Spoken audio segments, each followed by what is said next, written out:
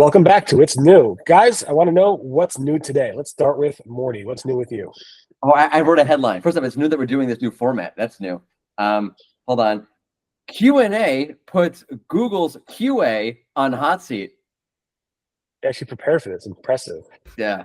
Greg, you do this on the fly, or just you also prepare a little bit? I go on the fly, baby. The next time you're looking at your Google mobile app, you may note something different with the results. Mine was way better because I prepared. Yeah. And I'm going to talk about some ranking fluctuations on May 9th with Google search. Stay tuned.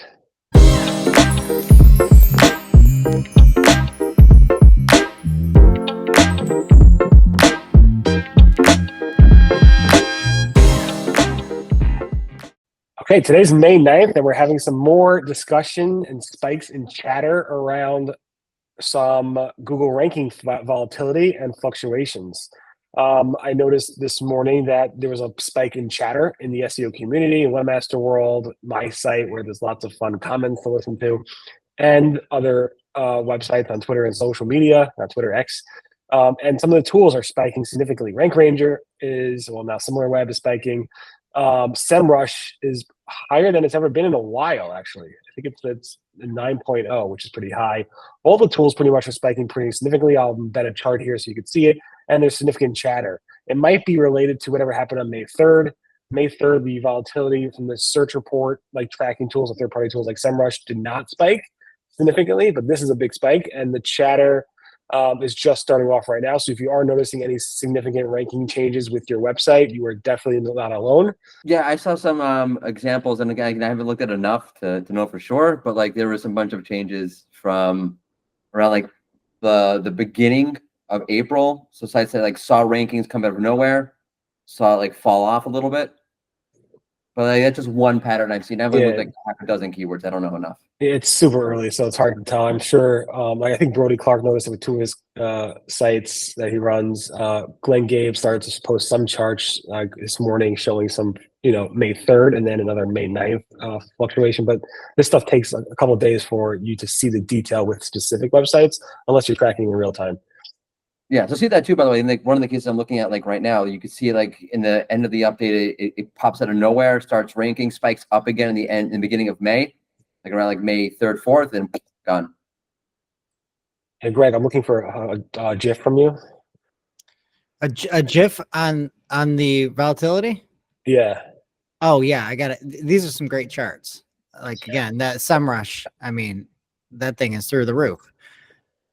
Yeah. Anyway, usually when I post these like Google updates, Greg responds with like some like GIF, like something exploding or like some like, oh my God. I love your charts. Like, again, just rounding those up for everybody. It's phenomenal. Like, again, you've got hundreds of comments every single time there's volatility, and usually it's full of gore in the comments as well. Nothing like the gore. Talking about gore, we saw some nice interview from Bloomberg on Sundar Pichai and what's coming with Google I/O. And Mordy, I know you wanted to talk a little bit about that gore. It was really gory. Even Al Gore was there. It was so gory. Al Gore was not there. Yeah, but you put it in a lockbox. But anyway, so Sundar sat down and was asked about the quality of search results and LLMs. So first off, okay, so I have a couple of hot takes on this. One is every time that you see somebody sit down like this and they offer, it's very contrived. And I think you have to read between the lines a lot. So for example, he was asked if LLMs have reached their limit, and his whole body language changed. And he gave like a really roundabout sort of answer. So I think the answer to that was yes. I think they think LLMs might have reached their current limit. It's a hot take.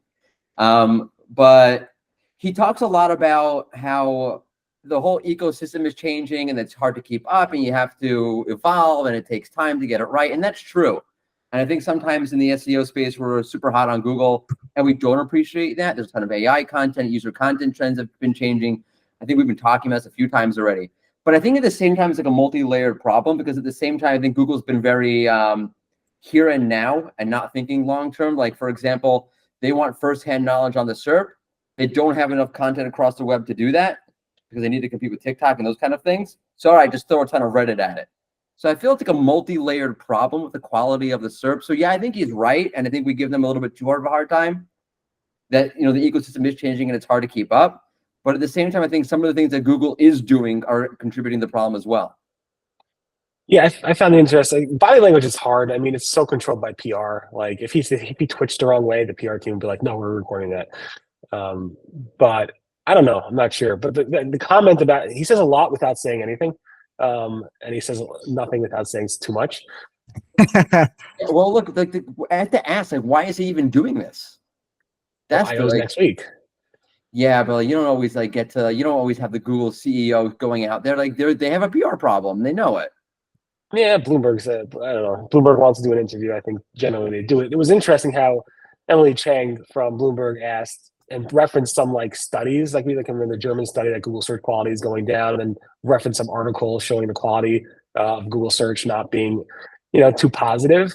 And Sundar's response was, basically, I think it was referencing how the explosion of AI content has caused a little bit of a ruffle. And let me read what he wrote, what he said. Anytime there's a transition, you get an explosion of new content, and AI is going to do that. So for us, we view this as a challenge, and I actually think, there'll be people who will struggle to do that right. So doing that well is what we will define as a high quality product, and I think that's going to be the heart of what makes search successful. Basically, is he blaming AI content for the search quality issues, or is he referencing the issues with search quality, the early stages of AI and getting that right? I'm not sure there's a difference. I think I'm saying there's just a lot of AI content out there, and understanding that, separating that chaff out from whatever the not chaff is hard. But maybe I took them the wrong way. Yeah, it's hard to get it from one-liners. But yeah, he had a good point about. Oh, sorry, Greg. No, you got it. I was going to say he had a good point about where he talks about how people want to explore things. Like I think he gave the example of his son is like celiac, so they search for do saltines have gluten in it. But then he said you do kind of want to explore from there. So I think Google does get that the AI answer is not going to be where it ends. So I'm positive about that, which is weird. I'm not generally positive.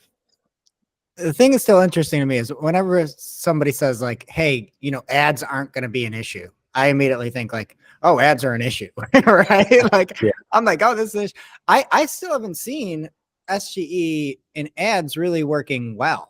I don't know if y'all have seen this, but yeah, I think there's a worry there. I think it would have been live if they would have nailed the ads thing by now, in my opinion. And I think you're right. It was everybody's worried about it, and his answer is we got it, don't worry. But him saying we got it, don't worry. I agree with you, Greg. It will be interesting to see what happens when they launch it, how widely they launch it, for what types of queries, all that type of stuff is going to be very interesting to see. And then a lot what I think is probably doing the best is any shopping ads or those PLA ads, which are product ads. I feel like those are worked in the best. Yeah. But candidly, a lot of the times the ads that are shown completely contradict what the actual AI answer or AI overview is showing. The AI overview will say it's a Saucony Ghost 4 that's the best shoe, and then you'll get served a Brooks shoe, and it's seemingly in this AI answer overview, but it's an ad that doesn't correspond with the AI portion of it. But those are still the ones that look the best to me. You mean they're recommending that you drink urine, but they're trying to sell you bottles of water? Yeah. You know what it's like to drink urine, Mordy? What's in your cup, buddy? Only the finest. Looks tasty. On that note, I don't know if there's a way to transition from that, but on that note, that note. Yeah. Yeah, Greg, what do you got in notes?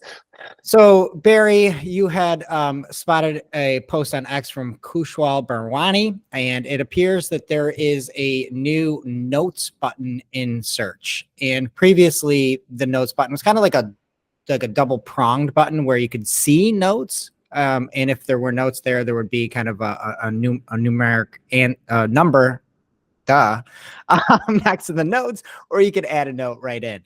And this new version brings it kind of to the top, puts it right about in line with the favicon and has it to the right.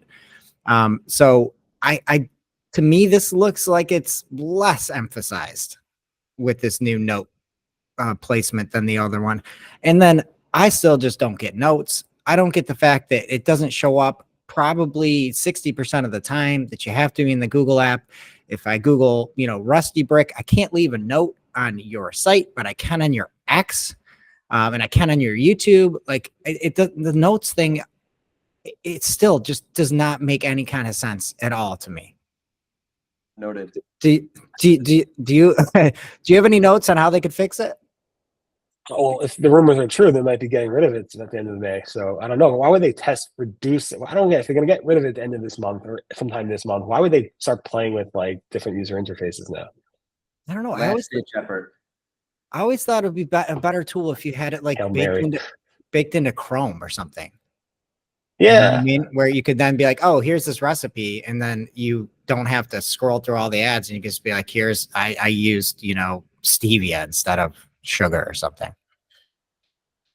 But again, it kind of feels like that, like I was saying before, like they know they need that user experience first kind of content. So as opposed to creating an actual incentive for actual websites to create that content, they're like, all right, shot in the dark. We'll just stimulate it for the here and now real quick with this notes thing. I hope it kind of takes off. That's what I was thinking. It's like more of their social media play without building out Google Plus again and failing at that, or Orkut, or any of the other Google Buzz. It's basically, let's try search notes, have some social media like commenting on search results and discover articles and see what happens. But who knows if it'll stay. They made that, like you said, they made the icon a little bit less prominent, actually a lot less prominent. I think that original one was way too prominent. It took way too much of the search result into this. Because it was blocking all the ads, and we need people to click on ads so that Greg can get a payday. So I'm just Google that sailor is to pay here. Yeah, turn that note into an ad for me. You got to order those plans behind you. Are those real plans or plastic? Yeah, no, they're real. So you got to order those plans. Can you talk to them to make sure they encourage them to grow? No, I water them. Though. Oh, you don't use urine. No, but I should look up an AI answer for a way to keep them healthy. I think for the audience who hasn't, like, there was a story we did a couple of days ago about Google recommending you drink urine to pass kidney stones. So we're not crazy. It's an insight, running joke. Assuming everybody watched that episode, so I think we're good. So okay. May 7th, if you missed it. Go back, subscribe, like, comment. You guys hit the bell for notifications. No, hit the whatever. Yeah, I got it. Whatever it is. Yeah. Anyway, thanks so much for listening, and hope you guys, do well today. Oh, we're back on Monday, I believe. I think. And next week is I/O. Monday is I/O, right? No, Tuesday is I/O. But after we record this, so it'll be like Wednesday, we'll talk about I/O. Oh, yeah, you're right. Tuesday is I/O. So see you guys next week on Monday. Everyone have a great, safe weekend. Bye-bye. Bye. Bye.